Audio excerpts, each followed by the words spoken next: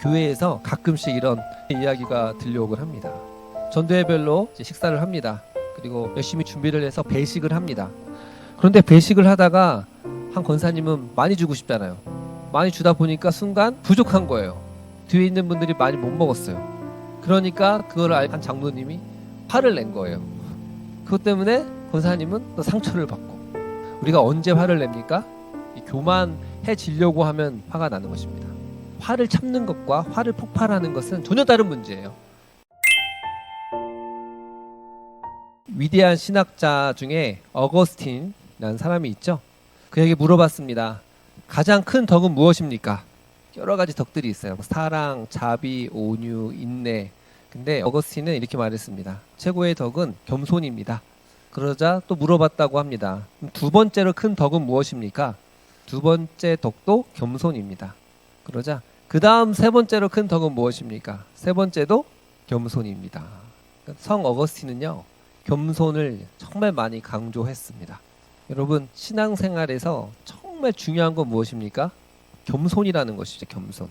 예레미야서 오늘 말씀 읽었는데 모압에 대한 심판에 대한 말씀이잖아요. 모압이 왜 심판받냐면 교만했기 때문에 그래요. 오늘 이제 말씀 보면 그가 교만하고 거만했다라고 분명히 표현하잖아요. 모압 민족은요, 당시 높은 지대, 고지가 굉장히 높았어요. 천연의 요새와 그리고 또 왕의 대로가 지나가서 무역로를 통해서 돈도 많이 벌었어요. 그래서 굉장히 오랫동안 침입받지 않고 강대국으로 존재할 수 있었던 거죠. 그래서 항상 교만했어요. 그래서 이걸 통해서 이 교만할 때 나타나는 특징을 좀 함께 보려고 하는데요. 첫 번째는 이 교만해질 때는 언제냐? 자신을 자랑할 때입니다. 오늘 30절 말씀 보니까요. 그가 자랑하여도 아무것도 성취하지 못하였다, 이렇게 표현하고 있습니다. 여러분, 자랑하는 사람 좋아요, 싫어요? 싫죠. 초등학생들도요, 설문조사 했더니 반에서 제일 싫은 사람이 누굽니까 했더니요, 자기 자랑하는 사람이 1등 했더라고요. 본능적으로 자랑을 왜 싫어하냐? 자기가 자랑하고 싶은데 자랑을 못하니까 싫은 거예요. 그런데 사람은 은근하게 자기를 자랑하는 경우가 참 많이 있습니다. 예를 들어서 어떤 대화를 할 때도 은근히 자기를 자랑하는 거죠. 어떤 사람이 이렇게 말합니다. 나 이 옷을 3만 원 주고 샀다? 이렇게 얘기했어요. 그랬더니 옆에 있는 사람이 이렇게 말합니다. 나는 쿠팡에서 15,000원에 샀는데 보니까 진짜 똑같아요. 이제 이 사람은 그 말을 굳이 할 필요가 있었을까요? 없었을까요? 할 필요 없잖아요. 근데 은근하게 자기도 모르게 객관적인 사실을 말하는 것처럼 나는 너보다 좋은 사이트를 알고 있고 또 내가 선택을 더 잘했다 라는 것을 은근히 자랑하려고 하는 마음이 있는 거예요. 우리 대화를 잘 살펴보면 이런 대화들이 참 많이 있습니다. 내가 힘든 상황을 얘기하면 힘든 상황만 동감해 주면 되는데 공감하기보다는 너무나 자기 일찍 자기 경험을 말하면서 이제 충고하게 되는 거죠. 그래서 이 라떼를 금지하는 게 자기도 모르게 인간이 자기 경험을 자랑하려고 하기 때문에 그렇습니다. 저도 설교문을 이렇게 쓰잖아요. 설교문을 다 쓰고 나서 항상 마지막에 하는 건 빼는 작업을 해요.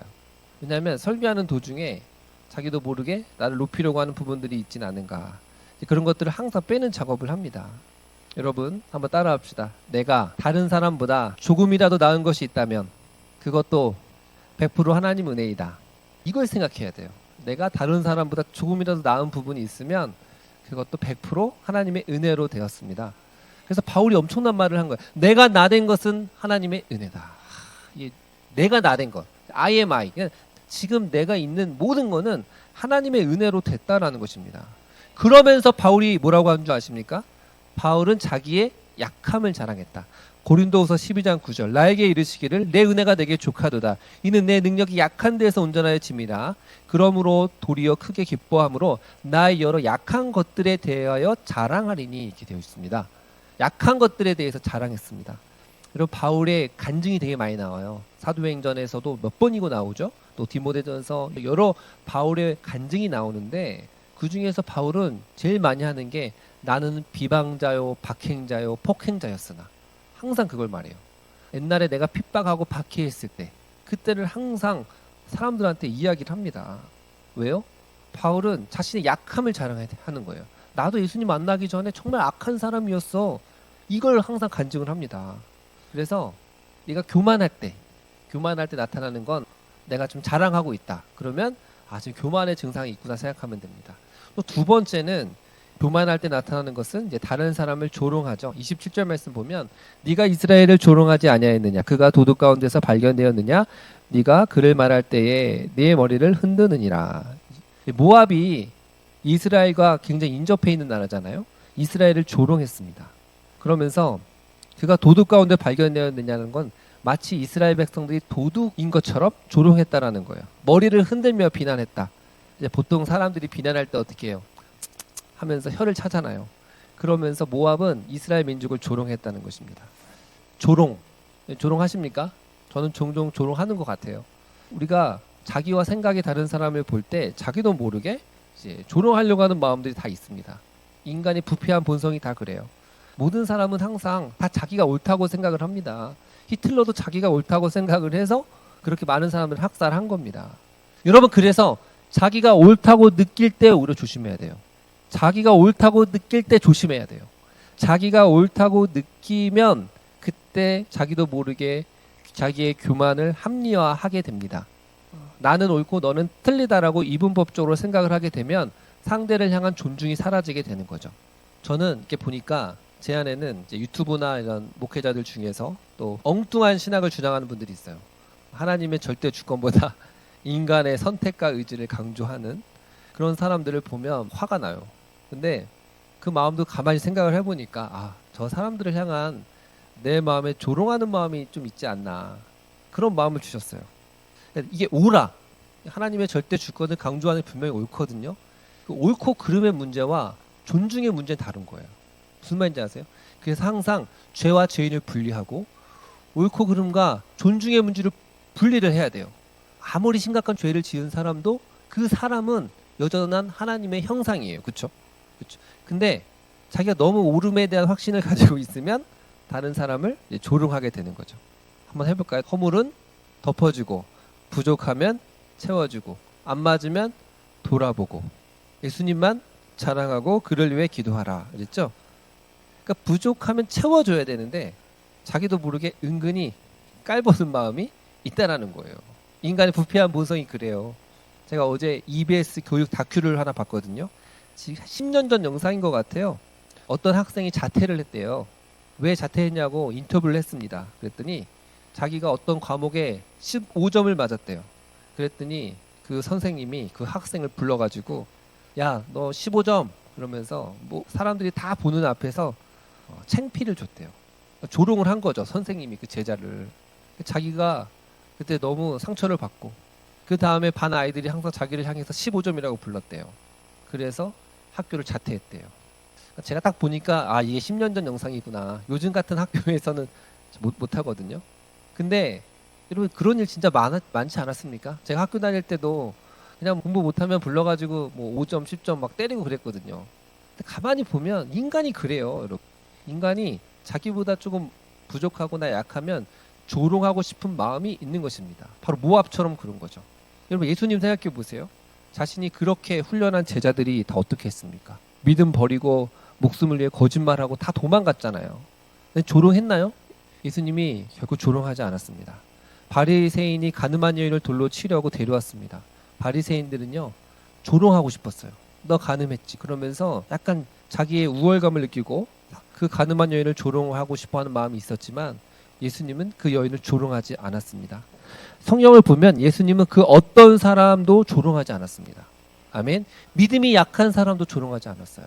믿음이 약한 사람은 붙들어주고 허물은 덮어주고 부족하면 채워주신 분이 예수님이셨습니다. 여러분, 사람들은요 정말 이기적인 사람들이었어요. 제자들부터 그랬죠.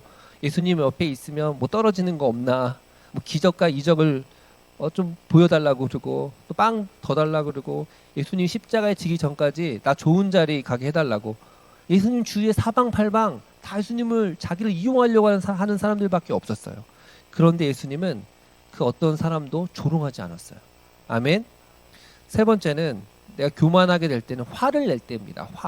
분노하게 될 때 30절 말씀 보면 여호와의 말씀이니라 내가 그의 노여함에 허탄함을 하노니.